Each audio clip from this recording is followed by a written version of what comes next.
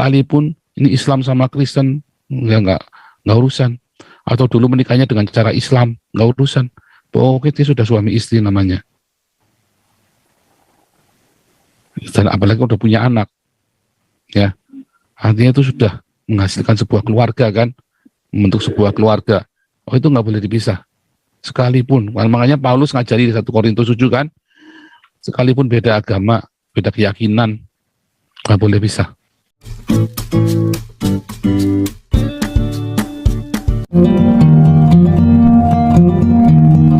Oke, Andri Panjaitan, silakan. Bocah tua nakal, luar biasa. Shalom, Pastor. Shalom. Ini di awal kan tadi berbicara tentang perceraian ini, Pastor. Ya. Yang ini saya tanya ini, jika ada pasangan yang saling beda agama gitu, cuman mereka hidup bahagia. Nah, di akhir tuanya itu mereka percerai. Apakah itu dimasuk perceraian? Padahal mereka kan belum bersama dalam terang, Pastor. Seperti contoh artis senior kita lah, Jamal Mirdad dan istrinya itu. Mereka kan terpisah. Apakah itu dimaksud perceraian? Yang dimaksud orang suami istri itu kalau dia sudah berhubungan suami istri itu sudah suami istri menurut Alkitab. Mau diberkati di gereja, mau enggak, ya. Makanya kalau orang pergi ke pelacuran, wah rusak dia. Karena ya kan keduanya menjadi satu daging. Terus kalau dia jajan kemana-mana, dagingnya banyak, satu dagingnya sama siapa saja itu, ya kan? Itu satu, keintiman hubungan seks itu hanya boleh untuk orang yang kita sudah menikah. Bukan masalah, oh sudah diberkati di gereja, kayak orang Islam dong, sudah disyahadatkan. Oh nggak ada urusannya. Sekalipun ini Islam sama Kristen, ya nggak urusan. Atau dulu menikahnya dengan cara Islam, nggak urusan. Pokoknya dia sudah suami istri namanya. Dan apalagi udah punya anak, ya artinya itu sudah menghasilkan sebuah keluarga kan, membentuk sebuah keluarga. Oh itu nggak boleh dipisah.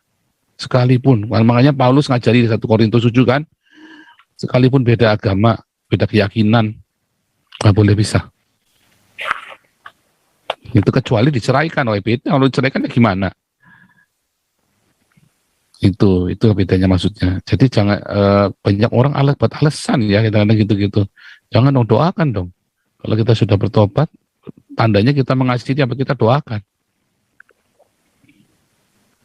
Ya, Pastor. Ya, kecuali diceraikan, waktu repot lagi kalau ceraikan. Ya kan diceraikan karena agama, terus dia udah menikah lagi sama orang lain. Ya sudah, ya menikah lagi lah. Lanjutkan hidup kita dong. Ya kan, artinya memang dia tidak menganggap itu, sedang kita nunggu ya, mau nunggunya gimana, itu mesti kita pikirkan juga ya. Oke. Ya, ya boleh mengenai sikap kita khususnya kepada hamba Tuhan. Seperti saya kan contohkan beberapa terakhir ini kan saya jadi sering ngikutin channelnya Pastor ya. Entah itu makan siang, saya jadi nonton siaran ulangnya Sabtu itu. Apakah itu gimana sikap kita dalam hal itu? Apakah kita memuji-muji hamba Tuhan ini seperti ini atau gimana secara menghadapi sikap kita itu? Karena saya nonton khotbahnya pastor yang ada, jangan sampai memuji hamba Tuhan itu. Ya itu aja, Pastor.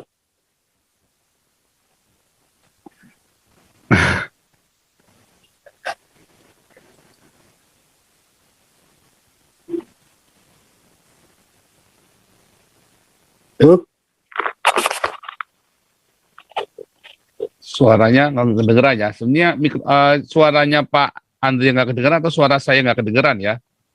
Andrinya nggak kedengeran, Pak. Kedengeran, Pastor? Oh, Pak Andri? Ya, Enggak ya? Oh, enggak. Shalom. Pak ulangi lagi, Pak. Ada suaranya? Udah, Ya, sudah kedengeran sekarang. Ya, saya cuma mau nanya sikap kita aja lah, Pastor, ke hamba Tuhan.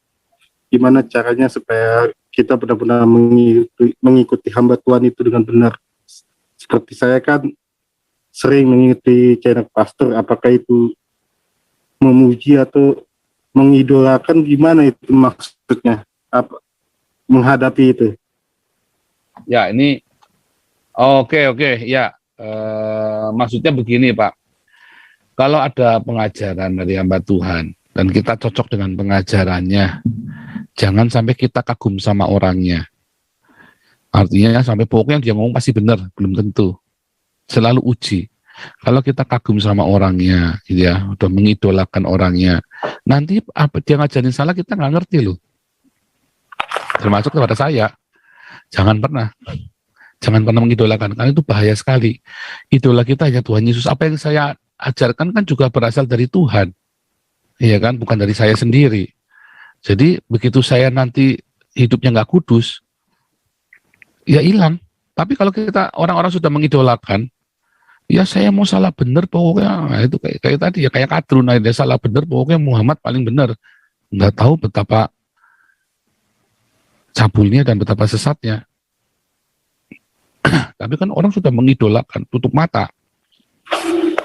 Dan dibangun framing sosok idola adalah yang begini, istrinya banyak, perkasa, gagah perkasa, punya banyak, dan ya segala macam di framing dengan kisah-kisah. Dan inilah yang harus kita idolakan. Misalnya nih contoh nih ya, yang harus kita idolakan orang macam ini nih, kayak Soekarno, ini harus kita idolakan. Soekarno juga banyak kesalahan, tapi akhirnya orang semua mata gelap. Nah, itu nggak boleh. Dan itu Tuhan selalu hantam orang-orang ya, Tuhan selalu hajar orang-orang menjadi berhala di gereja. Ya ajar sama Tuhan. Dia bikin jatuh lah, bikin apalah. Ya, apalagi kalau dia menikmati ketika diidolakan itu. Ya, Tuhan bikin jatuh apa segala macam supaya jangan diidolakan, jangan diberhalakan. Dalam tanda kutip itu, dalam ini Allah yang pencemburu itu. Kamu cari pendeta apa cari Tuhan nih? Nah, begitu. Nah, itu hati-hati jangan sampai mengidolakan. Sebab kalau begitu Anda mengidolakan, Anda pengajarannya dia salah, Anda nggak ngerti. Sudah terlanjur, sudah terhipnotis. Cek terus, makanya cek terus. Oh, saya bisa salah, oh bisa banget. Kita semua bisa salah banget, hati-hati, pokoknya cek terus. Saya sendiri juga jaga, hati-hati. Saya melatih diri, awasilah dirimu dan awasilah ajaran. Saya sendiri pun ngawasi diri saya sendiri, hati-hati, saya juga nggak mau rugi. Nggak mau rugi, terus saya jadi ngawur, terus udah berdarah-darah begini nggak dapat apa-apa, enak aja, nggak mau saya. Saya juga mau bermutu dan berkualitas hidup saya juga. Anak-anak saya gimana nanti? Gitu Pak Andri. Kira-kira begitu ya tadi kepotong tadi pertanyaannya. Betul nggak begitu ya? Oh iya betul seperti itu. Berarti intinya diuji ya Pastor ya. Ya, jangan sampai mengidolakan. Biasa aja gitu loh. Kalau ketemu orang itu biasa saja. Perasaan mengidolakan itu selalu ada, tapi itu perasaan yang berdosa ya. Itu perasaan yang tidak baik, tidak benar, mengidolakan orang. Saya bersyukur Tuhan ajari saya untuk tidak pernah mengidolakan orang lain. Sekali-kali saya mengidolakan itu ya, gembala senior kami yang jatuh dalam dosa itu, yang menubuatkan saya itu sampai keliling dunia. Wah, hati saya hancur itu pendetanya. Waduh, kalau beliau saja bisa jatuh, apalagi kita. Waduh, nah itu tadi, itu saya Tuhan ngajari saya untuk tidak mengidolakan orang. Oke, terima kasih Pastor. Gitu ya, jadi jangan sampai mengidolakan orang siapapun, jangan ya. Oke Pastor. Iya, lanjut ya, ini Pak Mulia. Ya, shalom Pak Shalom Paul. Ya. Pak, saya mau tanya ini Pak, mengenai pengakuan iman rasuli Pak. Nah, di gereja itu kan wajib Pak untuk kita mengucapkan pengakuan iman rasuli. Kalau menurut saya bukannya pengakuan iman kita kepada Yesus Pak, itu akhirnya jadi wajib Pak, gitu. Jadi seakan-akan iman kita kepada rasul Pak. Gimana Pak menurut Pak Paul? Pengakuan kita itu kan pengakuan menurut gereja kan, pengakuan iman rasul kan menurut gereja. Jadi kita nggak masalah. Itu kan nggak sesat juga, nggak salah juga kan. Aku percaya ya kan, Bapa, Anak, Roh Kudus, ya kan, itu nggak ada yang salah dengan pengakuan iman rasul itu, nggak ada yang salah ya, nggak ada yang salah dengan pengakuan iman rasul itu. Cuman sebetulnya kita nggak perlu sampai segitunya kali. Cuman kalau itu dibatalkan itu kan menjadi bagian ritual dari gereja, saya kira nggak apa-apa. Nggak apa-apa Pak ya. Selama tidak ada penyangkalan ya. Jangan sebaliknya, tapi itu pengakuan iman rasul itu bukan menyangkal, tapi ada satu ekspresi. Karena kan ada orang-orang yang nggak ngerti kan, butuh tuntunan kan. Ada benar-benar orang-orang yang tidak bisa mengerti yang saya katakan loh. Ya, tentang kehidupan, tentang bebas dari ritual. Ada yang tidak bisa ngerti loh. Saya ngomong sama orang di Belanda itu ya, sama satu orang pastor di Belanda. Saya ngomong itu dia nggak ngerti loh. Akhirnya saya dengerin dia. Kenapa sih dia nggak ngerti ya saya ngomong bahwa kita ini bebas dari ritual? Dia bilang manusia itu butuh ritual. Saya berusaha mengerti dia dan saya baru ngerti ada orang yang hidupnya teradministrasi. Hidupnya itu sudah terstruktur. Keluar dari struktur dia nggak bisa. Wah, saya bayangin nggak enak banget ya hidupnya ya. Tapi dia menikmati itu. Saya nggak ngerti kenapa ada orang seperti itu. Saya belum nyampe ilmunya ke sana, ya. Tetapi ada orang yang terstruktur seperti itu dan dia nggak bisa keluar dari itu. Menurut saya itu perangkap buat dia. Saya yang orang nggak benar. Ya. Saya orang yang hidupnya tidak mau diperangkap dengan struktur. Ada orang yang membuat struktur buat dirinya sendiri. Masing-masing ada untung ruginya kalau menurut saya. Tapi kalau tanya mengapanya saya belum tahu ya. Tetapi masing-masing ada untung ruginya. Orang-orang yang terperangkap dengan struktur, dia akan pertahankan struktur itu. Ya, kalau saya orang yang tidak mau diperangkap dengan struktur, wah hidupnya kayak roller coaster. Wih, wah ada karu-karuan. Tapi hidup saya nggak membosankan. Hidup saya itu benar-benar tidak membosankan ya, karena hidup saya itu benar-benar kayak roller coaster. Wah, pokoknya kayak Anda pergi ke itu ya, ke Universal itu ya, ke studio Universal Studio yang di Singapura itu. Wah, seperti itu rasanya. Pokoknya hidupnya benar-benar tidak membosankan. Yang ngeri-ngeri sedap hidup kayak saya ini. Ya, krokodil Dundee. Iya. Oke. Nah itu kalau ditanya saya bingung, banyak saya masih nggak ngerti, saya masih mencoba mempelajari, cuman kan ini bukan bidang saya ya kan, masuk ke psikologi agama itu bukan bidang saya. Walaupun disertasi saya ngulangi lagi ya tentang psikologi agama, tetapi saya nggak masuk ke dalam beberapa kayak C.S. Lewis, Nico segala macam dia sudah cerita ya. Tetapi saya nggak mau terjebak ke sana, karena saya lebih banyak sebetulnya kan lebih ke historical, dan itu kan karena bagian dari apologetik. Jadi saya nggak masuk ke dalam tentang psikologi itu, tapi mungkin teman-teman ada yang mau mendalami itu bagus ya, itu menarik ya. Mengapa ada orang yang hidupnya terperangkap dengan ritual? Bahasanya saya, buat mereka bukan terperangkap, buat mereka membuat itu untuk membuat keteraturan. Kalau buat saya nggak asik. Makanya kalau bahasa marketing ya, orang-orang gini nggak laku gitu loh. Kalau kita masuk ke dalam, kenapa gereja karismatik laku? Karena gereja karismatik itu lepas dari perangkap-perangkap ritual itu tadi. Makanya gereja karismatik lebih laku. Karena banyak orang di seluruh dunia yang ingin kebebasan berekspresi tanpa dibatasi. Tetapi buat orang-orang Jerman ya nggak laku. Kamu kalau bebas begitu, kamu jadi kacau nanti.